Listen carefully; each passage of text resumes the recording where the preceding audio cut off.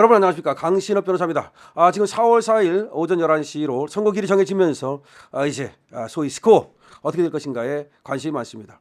무엇보다도 스코어가 중요한 거지 뭐 다른 아무런 얘기를 해봤자 결과가 중요한 겁니다. 그 과정은 말이죠, 결과를 만드는 하나의 그야말로 절차에 불과한 겁니다.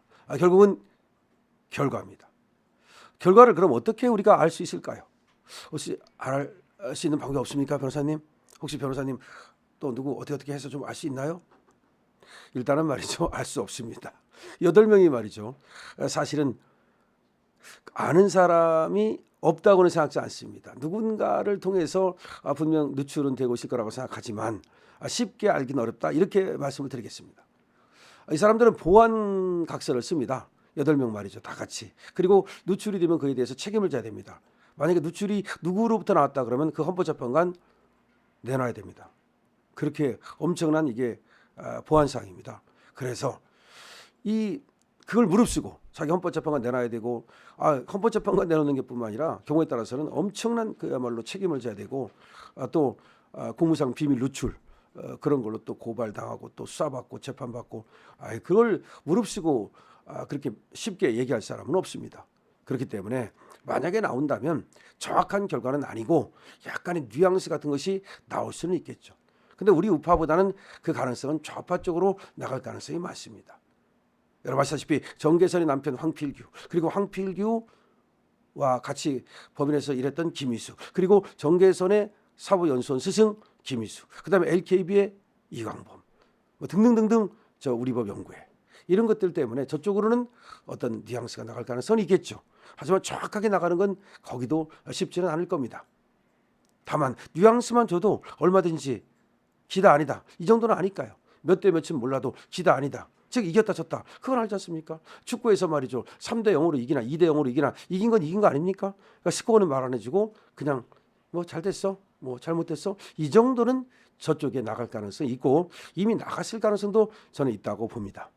자, 그러면 우리는 말이죠, 그런 정계선 같은 사람을 우리는 갖고 있지 못합니다. 따라서 김복형한테, 정형식한테, 또 조한청한테 물어볼 수도 없습니다. 그 사람들한테 물어봐가지고 그 사람들로 하여금 위험을 부담하도록 할 수는 없지 않습니까? 우리의 소중한 재판관을 우리가 보호해야 되니까요. 자, 그럼 우리는 물어보는 대신에 하나의 조짐과 징후를 통해서 어떻게 될 건가를 한번 예측해 보는 겁니다. 때로는 예측이 굉장히 정확합니다. 자, 저는 기본적으로 생방송에서 5대 3은 아닐 거라고 얘기했습니다. 왜 5대 3은 아니냐? 즉 저쪽이 5, 우리 3, 그건 아닐 것이다. 왜 그러냐면 그렇게 되면 말이죠, 그러지 않아도 마흔역 때문에 난리를 떨고 있는데 마흔역이 안 들어가서 그렇게 됐다, 마흔역을 넣었으면 바뀌었을 것이다 라고 하면서 결과에 불복할 겁니다. 그게 문제라는 겁니다. 물론 결과는 5대 3이라면 우리가 이기고 인대들은 복귀하죠, 그거야. 하지만 그 이후에 엄청난 혼란이 올 겁니다. 결과에 불복할 겁니다. 근데 헌법재판관들은 이 사람들도 똑똑한 사람들이어서, 현명한 사람들이어서 그런 결과를 만들지는 않았을 것이다. 가능하면 자기들끼리, 그렇죠, 가능하면 그리고 팔은 안으로 굽는다고 판사는 판사 편이에요. 또 그걸 알아야 됩니다. 우리가 문영배가 무슨 뭐 이재명 편든다고 그러지만 결국은 이 사람들은 헌법재판소 편듭니다.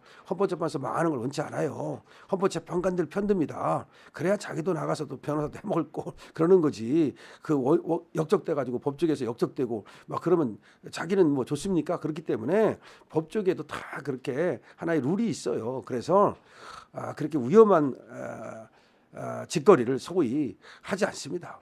물론 만약에 이런 거죠, 만약에 문영배가 이재명 편을 들어가지고 확실하게 자기가 뭐 얻는 게 있다면, 그렇다면 편 들겠죠, 그거야. 근데 그러려면 확실하게 인용이 됐다, 그래서 윤통이 확실히 날아간다, 그러면 편 들겠죠, 배팅 하겠죠. 근데 그게 아니다 그러면 뭐하러 거기다가 자기의 어떤 그 전체를 겁니까? 그럴 리가 없지 않습니까?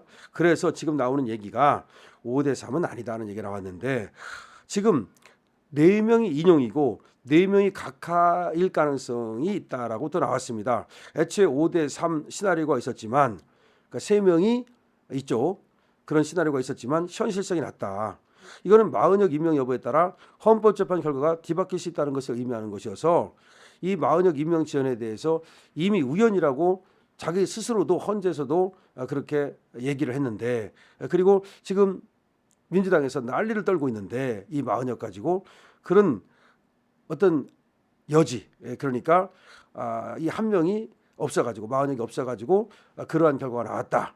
그래서 우연적 어떤 그 결과를 만들어내는 것을 헌법재판관들이 스스로 피할 것이다. 이건 너무나 당연한 겁니다. 이거는 그러니까 생각해 보십시오. 만약에 이 5대3을 만들면 그러면 마흔역 문제가 계속 꼬리를 잡을 거란 말이야. 그다음에 헌법재판소에서도 어쨌든 마흔역을 임명해야 된다라는 판결을 한 적이 있어요. 권한쟁의 심판에서 임명을 하지 않는 것은 우연적이다라는 판단을 했기 때문에 그걸 스스로 그럼 부정하는 게 돼버리잖아. 그래서 5대3은 아닐 것이다. 그래서 이런 얘기가 나옵니다. 실제로 평의만 하면서 시간만 계속 보낸 것을 보면 5대3이었던 것 같은데 여기서 문영배 이미선이 살아남을 수 있으면서도 보수 측이 수용할 해법이 바로 뭐냐. 그럴 바에는 차라리 각하로 가자.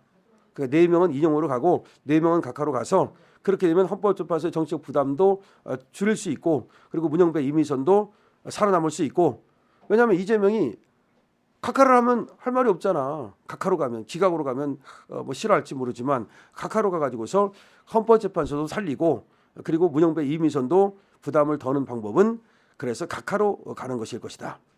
그러면 윤석열 대통령 입장에서는 물론 일단은 복귀를 하지만 기각이 아니고 각하였으니까 저놈들은 야 무승부다라고 주장하면서 다시 탄핵을 해보려고 할 수도 있다는 거지. 물론 그게 쉽지는 않겠지만 그래서 헌법재판소는 그런 방식으로 자기들의 부담을 덜려 할 것이다.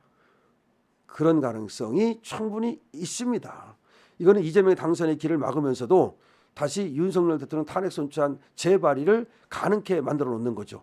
물론 우리로서는 바람직한 방향은 아닙니다. 딱 기각되는 것이 깨끗할 수도 있어요.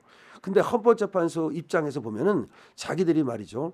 지금 5대3 만들어 놓으면 그러면 야 니들 말이야 마흔역 니들도 그 임명 안 하면 우연이라 그랬잖아. 야 근데 그럼 어떡할 거야 이거. 마흔역 들어가가지고 다시 해야 되잖아. 이거 다시 해라고 민주당이 땡깡을 부릴 거 아니에요. 그 땡깡을 부릴 때 헌법재판소로서도 굉장히 난감해지잖아. 그래서 5대3을 안 만들었을 거다. 그리고 5대3을 안 만들기 위해서 계속 조금 시간을 끈 게 아니냐. 그러다가 이제 그럼 문영배하고 이미선 어차피 나가는 마당에 이 5대3을 바꿀 방법은 없고 그러면 바꾸려면 야 그럼 각하로 가자 차라리. 그래서 각하로 갔을 가능성이 있다. 이런 얘기가 나오고 있습니다. 물론 이것도 전부 다 추정이긴 합니다만 충분히 가능성이 있습니다. 충분히 가능성이 있다고 생각하고요. 각하의 사유로는 말이죠. 이렇게 하는 거죠. 국회 측이 채택한 증인 및 증거물의 진위 여부 및 신빙성 문제. 다시 말해서 증거가 순 엉터리다. 이렇게 갈 수가 있는 거고요. 그다음에 이제 인용하겠다는 놈들은 지금 뭐 선거 부정 우려가 계엄령 사유가 될 수 없다. 뭐 그런 거. 그다음에 중국 및 북한의 간첩 우려에 대해서 개연성이 있긴 하지만 실제 하는 증거가 없다. 뭐 그런 식으로 하면서 얘들은 이제 인용으로 가려고 할 것이다. 이렇게 됩니다. 그렇게 되면 문영배와 이미선은 정책 부담을 최소화하고 다음 탄핵 심판에 본인이 참여하지 않아도 되니까 부담을 덜 수 있고 보수 대법관들로서도 일단 인용 판결을 막을 수 있으니까 일단 막는 게 중요하니까 이걸 받아들였을 거고 동시에 헌법재판관들로서는 최근 우리나라의 그거에 대해 나름의 경고를 하면서도 나중에 계엄령 발의는 안 된다고 못을 받고 뭐 이런 식으로 할 거라는 거죠. 그러면 문영배 이미선은 이미 친문으로 언론 측에 크게 각인된 바 있기 때문에 그냥 인용 의견을 유지하고 그러니까 이쪽은 친문으로 다 알려져 있으니까 만약에 또 배신 때리면 또 얘들이 나가서 욕먹으니까 그래서 걔들은 인용으로 가고 그렇게 되면 결국 상대적으로 언론에 덜 띄인 한만 다시 말해서 정정미라든지 내지는 김영배라든지 이런 사람은 각하로 가고 이렇게 해서 아마 결론을 냈을 것이다. 이런 얘기가 지금 나오고 있습니다. 물론 지금 나오는 얘기는 언론사에서 하나의 관측인데요. 저도 가능성이 있다고 생각합니다. 그러니까 지금 정리해서 얘기를 하자면 어떻게 스코어가 났을까? 결과가 어떨까? 스코어가 어떻게 났을까? 이게 지금 궁금한 거 아니에요. 결과는 어떻게 났을까? 스코어는 어떻게 났을까? 결과는 윤석열 대통령은 복귀다. 그러면 스코어를 어떻게 했을까? 5대3으로 하지 않았을 것이다. 처음에는 5대3이라고 다 얘기를 했는데 5대3 하면 이게 되겠느냐. 5대3은 아닐 것이다. 그럼 4대4로 만들어야 되는데 4대4로 만드는 방법이 그냥 넷 인용, 넷 기각보다는 넷 각하, 넷 인용으로 갔을 가능성이 있다. 그래서 정치적 부담을 자기들을 줄이고 그다음에 또 각하로 가면은 말이죠. 나중에 또 혹시라도 쟤들이 뭐 민주당 애들이 니들 하려면 다시 해. 뭐 그렇게 얘기를 하고 그러면은 약간의 무승부 같은 느낌을 주면서 자기들은 문영배와 이미선은 지금 빠져나가고 지들은 인용이라고 해놓고 나서 자기들 부담을 줄이고 빠져나가고 그러니까 우리 측에서는 보수 쪽에서는 어쨌든 윤 대통령이 복귀하니까 뭐 그건 또 나쁘지 않다 그래가지고 받아들이고 이렇게 해서 지금 넷 인용 넷 각하설이 나오고 있습니다. 넷 인용 넷 각하 그런 설이 나오고 있습니다. 저는 말이죠. 그런 설도 충분히 가능성이 있다고 생각하고 문영배 이미선이가 하다가 안 되니까 결국은 전부 다 그냥 그럼 각하로 가자 그래서 정계선을 빼놓고 나머지는 각하로 갔을 가능성도 있다고 생각을 합니다. 어쨌든 지금 5대 3은 아니다라고 저도 생각을 하고 지금 그런 또 지금 언론 지금 그 사회 지금 입장이 나오고 있습니다. 이걸 뭐 보도를 하고 안 하고를 떠나서 말이죠. 그런 지금 얘기들이 지금 돌고 있습니다. 여러분들 어떻게 생각하십니까? 지금 윤 대통령의 선고가 날 때까지는 계속해서 어쨌든 간에 앞으로도 이 판결 결과 또는 판결 선고에 대해서 관심이 많을 수밖에 없습니다. 여러분들도 한번 여러분들의 의견을 댓글로 많이 남겨주시기 바랍니다. 어떤 것도 정확한 것은 없습니다. 다만 여러 가지 조짐과 징후들로 우리가 미루어 알 수 있을 뿐인데요. 다만 이런 건 있습니다. 아전인수라고 자기 논에 물대기. 그래서 결국 우리는 우리의 유리하게 예측을 하는 거고 저도 저쪽은 저쪽에 유리하게 예측을 하는 거기 때문에 우리 예측과 저쪽의 예측은 완전히 서로 다르다. 그건 어쩔 수 없다. 그렇게 또 보는 겁니다. 다만 예측이라는 것도 조짐과 징후들로 그런 걸 가지고 하는 거기 때문에 그것이 전혀 뭐 엉터리다 이런 건 저는 아니라고 생각을 합니다. 윤 대통령 복귀만 할 수 있다면 저는 뭐 어떻게라든지 일단은 복귀하는 것이 중요하니까 뭐 기각이 돼서 깔끔하게 끝나면 그것도 뭐 7대1 기각이 되면 더 좋겠고요. 그게 안 된다 하더라도 뭐 각하가 됐든 뭐가 됐든 간에 일단 복귀만 하면 그다음에 우리가 충분히 또 추스려서 방어를 할 수 있으니까요. 그리고 이런 게 있습니다. 결과가 나오고 나면 그 전에 아무리 뭐 불복을 하겠다 어쩌고 해도 사실 불복할 수 있는 방법이 없거든요. 그럼 불복하려면 무슨 뭐 폭동 일으킬 겁니까? 그건 또 다른 얘기입니다. 그러니까 이제 민주당 같은 경우는 불복하는 방법이 계속해서 이제 줄탄핵하고 그다음에 윤석열 정권을 인정하지 않겠다고 하고 그다음에 또 탄핵을 다시 한번 시도하겠다고 하고 뭐 그런 식으로 광을 팔겠죠. 그러나 그거는 이제 역풍이 불기 때문에 그다음에 이재명은 여전히 또 사법 리스크를 갖고 있기 때문에 그것이 꼭 쉬운 것이 아닙니다. 그래서 우리가 끝까지 말이죠. 윤 대통령 중심으로 똘똘 뭉쳐가지고 우리의 입장을 견지하고 응원하고 그러면 충분히 막을 수 있다.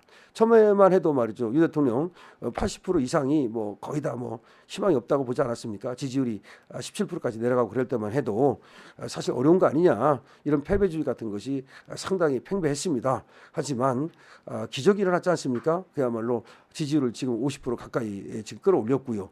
그다음에 탄핵 반대 여론과 탄핵 찬성 여론이 거의 엇비슷하게 나오는 결과도 있고요. 그만큼 또 광화문에서는 확실히 탄핵 반대 집회가 탄핵 찬성 집회를 압도했고요. 이런 것들이 모아져 가지고 이제 윤 대통령의 부활이라고 하는 결과가 나온 겁니다. 가만히 만들어낸 게 아닙니다. 또 윤 대통령도 감옥을 불사하면서까지 그야말로 결기를 굽히지 않았고요. 그런 것들이 다 모인 거 아닙니까? 만약에 윤 대통령이 그냥 항복했더라면 사실은 많은 것이 달라졌을 거예요. 그러면 벌써 저쪽에서도 아이 뭐 본인들이 항복했는데 뭐 하면서 8대0 이정으로 갔을 가능성도 충분히 있습니다. 그러니까 우리가 그들이 우리 또 보수 재판관들이 그야말로 지금 이런 거 가지고 대통령을 파면할 수 있느냐 이게 중대한 사유냐라고 하는 것에 대해서 회의를 갖게 만들었고 그다음에 또 절차적 정당성에 대해서 회의를 갖게 만들었고 그러다 보니까 지금 오늘에 여기까지 온 겁니다. 사실은 말이죠. 어떻게 생각하면 여기까지 올 수 있었던 것이 기적적이라고도 말할 수가 있습니다. 마지막 이제 결과만 만들어내면 됩니다. 그런데 저는 지금 뭐 스코어를 정확히 맞추는 것은 어렵다 하더라도 적어도 우리가 승리하지 않겠는가. 그리고 승리한다면 5대3 이렇게 불완전한 어떤 승리보다는 적어도 각하 의견이라든가 내지는 기각 의견을 더 많게 적어도 갖게 함으로써 나중에 벌어질 민주당의 불복 이런 것들을 헌법재판소에서 충분히 예상했을 것이다.